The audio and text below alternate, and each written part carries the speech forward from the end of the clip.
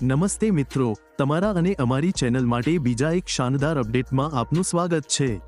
આજે હું તમને મારુતિની નવી કાર વિશે જણાવવા જઈ રહ્યો છું। કંપનીએ આખરે ભારતમાં તેનું નવું મોડેલ લોન્ચ કર્યું છે। આ કાર હવે પહેલા કરતાં પણ વધુ પ્રભાવશાળી લાગે છે। તેમાં હવે 1.5 લિટર પેટ્રોલ એન્જિન છે, જે પહેલા કરતાં ઘણું વધારે શક્તિશાળી છે। તે ફેક્ટરી ફિટેડ એલપીજી અને સીએનજી વિકલ્પો પણ આપે છે, જેનો અર્થ છે કે અલગ આફ્ટર માર્કેટ ફિટિંગની જરૂર નથી।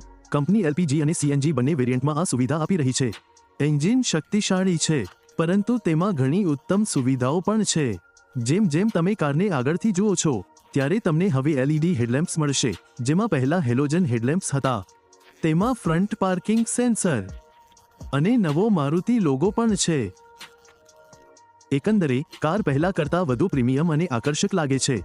સાઇડ પ્રોફાઇલથી તમને એલોય વ્હીલ્સ અને સ્લાઇડિંગ દરવાજાનો વિકલ્પ પણ મળે છે। તે ઓમની અને જૂની ઇકોમાં અગાઉ ઉપલબ્ધ હતું તેમ પણ ઉપલબ્ધ હશે। હવે ઇન્ટિરિયર વિશે વાત કરીએ તો તમને નવી ટચસ્ક્રીન મ્યુઝિક સિસ્ટમ અને સ્ટીયરિંગ પર મલ્ટીફંક્શન કંટ્રોલ મળશે, જેથી તમે સરળતાથી સંગીત અને અન્ય સુવિધાઓને નિયંત્રિત કરી શકો।